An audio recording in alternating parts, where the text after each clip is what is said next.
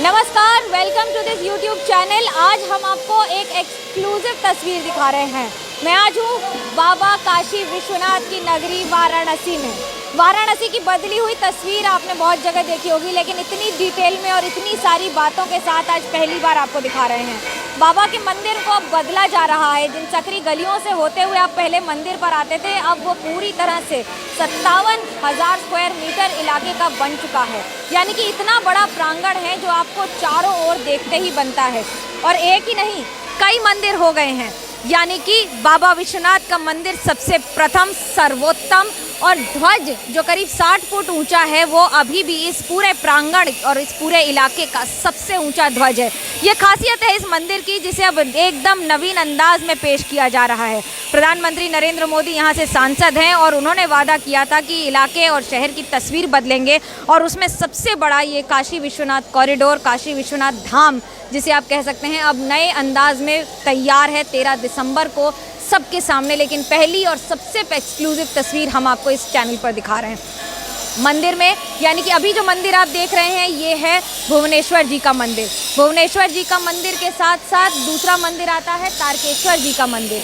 तारकेश्वर जी का मंदिर जो पहले बगल बगल से दिखते ही नहीं थे, लेकिन अब दिख रहे हैं। उसके बाद आता है बाबा विश्वनाथ का मंदिर, काशी विश्वनाथ में बम बम है। और उसके बाद आता है दूसरा मंदिर, यानी कि वैकुंठ मंदिर। वैकुंठ जी के मंदिर के बाद है दंडपानी जी, जो दंड देते हैं अगर आपने कुछ गलती की तो। बाबा के मंदिर में आरती, पूजन अर्चन कैसे चलता है वो आपको दिखाते हैं। अंदर की तस्वीरें दिखाना मना है, ये हम आपको तारकेश्वर जी की तस्वीर दिखा रहे हैं। नमस्कार करके आप भी ध्यान कर सकते हैं। देखिए ये तस्वीरें, मैंने भी अभी थोड़ी देर पहले पूजन अर्चन किया है। आज तो बहुत अद्भुत अनुभव रहा है, क्योंकि आज गंगा घाट से, यानी कि जो आपको घाट पहले दिखता नहीं था, मैं उस गंगा घाट से जल लेकर कमंडल में आई हूँ, बाबा पर चढ़ाया है।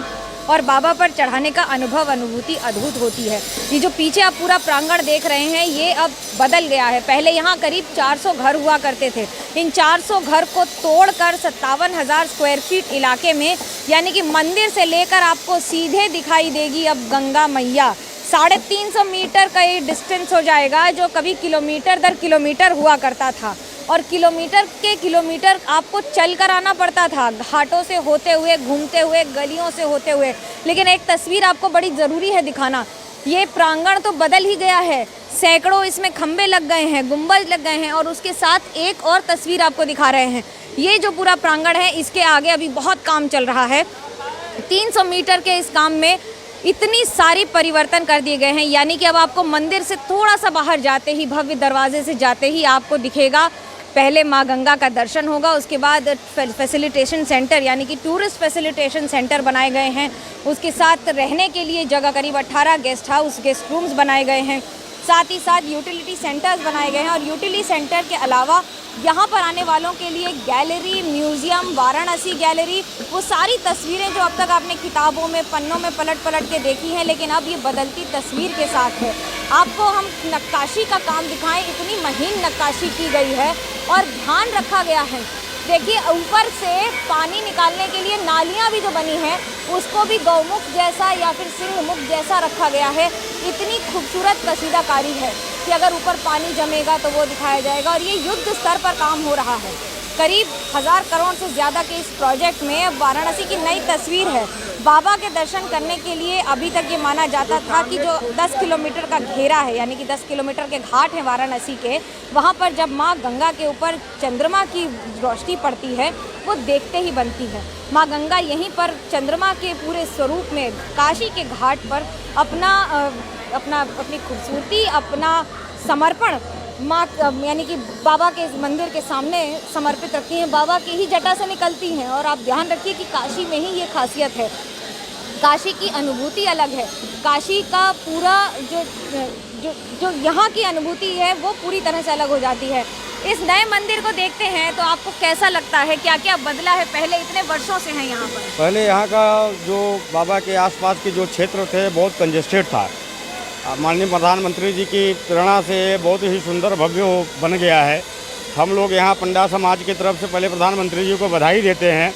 इतना सुंदर भव्य कॉरिडोर का, विश्वनाथ धाम का निर्माण उन्होंने करवाया और भव्यता यहाँ पे बढ़ गई है।